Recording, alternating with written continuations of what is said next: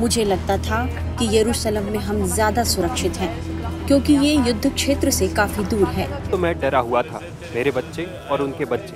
जब हर बार मैं उन्हें देखता वो बहुत डरावना था। बीती रात मैं बहुत डरी हुई थी क्योंकि मेरे पेरेंट्स कुछ समय पहले त्योहारों के लिए ऑस्ट्रेलिया से आए हैं। मैं उनकी सुरक्षा को लेकर बहुत चिंतित थी। निश्चित तौर पर वो डरावना था, खास तौर पर बच्चे रोने लगे थे, लेकिन वो बीत गया। ये कोई पहली बार नहीं था। मैं उम्मीद करता हूँ कि ये आखिरी बार हो और मुझे उम्मीद है कि इजराइल जल्द ही मुंहतोड़ जवाबी कार्रवाई करेगा।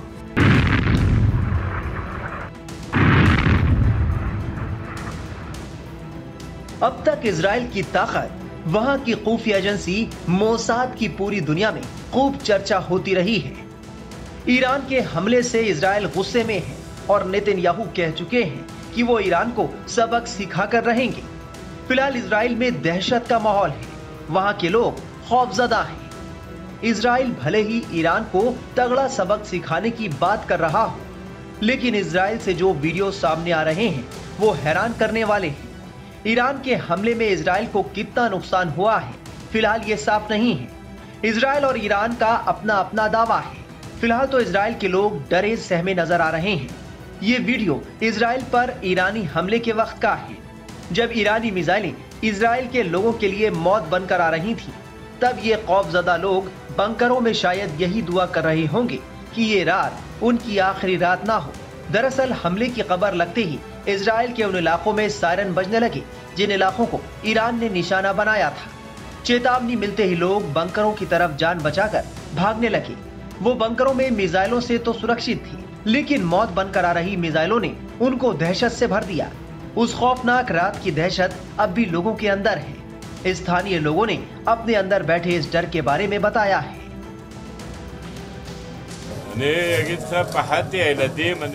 सच कहूँ तो मैं डरा हुआ था, मेरे बच्चे और उनके बच्चे। जब हर बार मैं उन्हें देखता वो बहुत डरावना था, लेकिन ईश्वर का शुक्र है ये सब इस सृष्टि के रचयिता का चमत्कार है।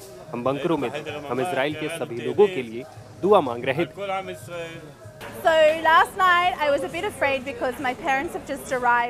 बीती रात मैं बहुत डरी हुई थी क्योंकि मेरे पेरेंट्स कुछ समय पहले त्योहारों के लिए ऑस्ट्रेलिया से आए हैं। मैं उनकी सुरक्षा को लेकर बहुत चिंतित थी, लेकिन मुझे यकीन था कि जिस तरह से अप्रैल के हमले में हम लोगों ने पार पा लिया, वैसे ही यह दिन भी बीत जाएगा। और जब तक हम फ्रंट कमांड के निर्देशों का पालन करते रहेंगे और सुरक्षित ठिकानों पर रहेंगे जैसा कि हमने किया, मुझे यकीन था कि हम सुरक्षित जरूर रहेंगे।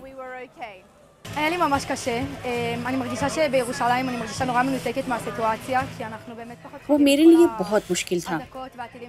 मुझे लगता था कि यरूशलेम में हम ज्यादा सुरक्षित हैं क्योंकि ये युद्ध क्षेत्र से काफी दूर है। सायरन और मिसाइलों से यहाँ के लोग काफी वाकिफ नहीं हैं। मैं बंकर में अनजान लोगों के साथ थी। हम लोगों के बीच काफी बातचीत हुई। मुझे लगता है कि उनके साथ बातचीत में मुझे अपनापन महसूस हुआ।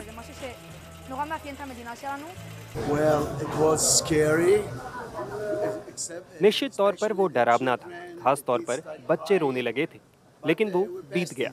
ये कोई पहली बार नहीं था। मैं उम्मीद करता हूँ कि ये आखिरी बार हो और मुझे उम्मीद है कि इजराइल जल्द ही मुंहतोड़ जवाबी कार्रवाई करेगा। इन इजरायली लोगों को सुनकर अंदाजा लगाया जा सकता है कि इजराइल में इस वक्त कैसे हालात हैं। शायद ऐसा पहली बार हुआ है जब इजराइल के लोग इस तरह खौफ के साए में जीने को मजबूर हैं। बता दें कि इजराइल पर ईरानी हमले के बाद पश्चिमी एशिया या मिडिल ईस्ट में बड़े युद्ध का खतरा मंडरा रहा है। अब इजराइल भी ईरान को जवाब देने के लिए रणनीति बना रहा है। इजराइल का मुख्य निशाना परमाणु ठिकाने, यूरेनियम खदाने, सैन्य ठिकाने और रिसर्च रिएक्टर हो सकते हैं। ईरान के हमले से इजराइल बौखलाया हुआ है। इजराइल का पारा इस वक्त हाई है। ईरान ने ऑपरेशन 2 प्रॉमिस 2 के जरिए इजराइल पर करीब 200 बैलिस्टिक मिसाइलें दागी हैं। मंगलवार को ईरान के अटैक के कुछ घंटे पहले ही अमेरिकी अधिकारियों ने बड़े हमले की आशंका जताई थी। यानी इजराइल को इस हमले की भनक तो थी, लेकिन वो ज्यादा तैयारी नहीं कर सका। बताया जा रहा है कि ईरान के हमले को रोकने के लिए इजरायली प्रधानमंत्री नेतन्याहू ने रूस के राष्ट्रपति पुतिन से बात करने की कोशिश की थी। कहा जा रहा है कि नेतन्याहू चाहते थे कि पुतिन ईरान को हमला करने से रोके। जानकारी के मुताबिक अमेरिकी अधिकारियों की चेतावनी के बाद नेतन्याहू ने ईरान के हमले को रुकवाने के लिए रूस के राष्ट्रपति व्लादिमीर पुतिन से बात करने की कोशिश की थी। उन्होंने रूसी राष्ट्रपति को कॉल लगाया, लेकिन पुतिन ने नेतन्याहू से बात करने से इनकार कर दिया। मीडिया रिपोर्ट्स के मुताबिक रूस को इस हमले की जानकारी पहले से थी और उसने ईरान को हमले के लिए हरी झंडी भी दी थी।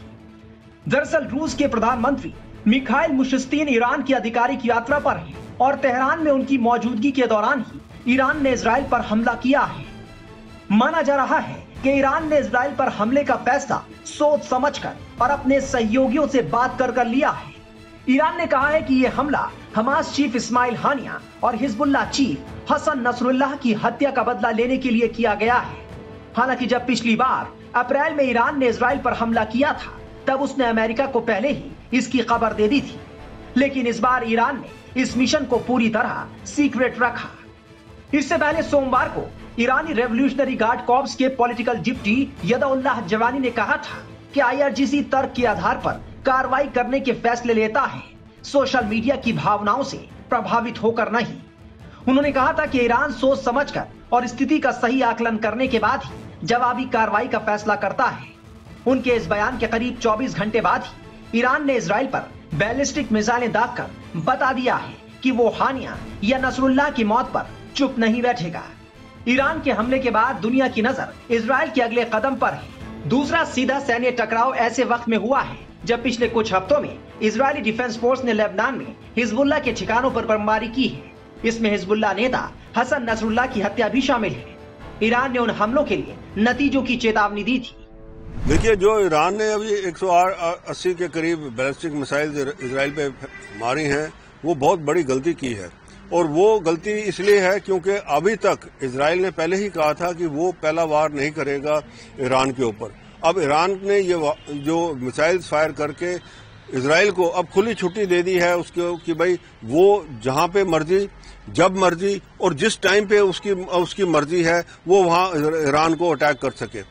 ईरान बहुत ही वल्नरेबल है, उसके पोर्ट्स हैं, उसकी न्यूक्लियर फैसिलिटीज हैं, उसका इंडस्ट्रियल कॉम्प्लेक्स है, वो सारा का सारा जो है अब वो इजराइल के टारगेट में है, इजराइल की साइट्स में है।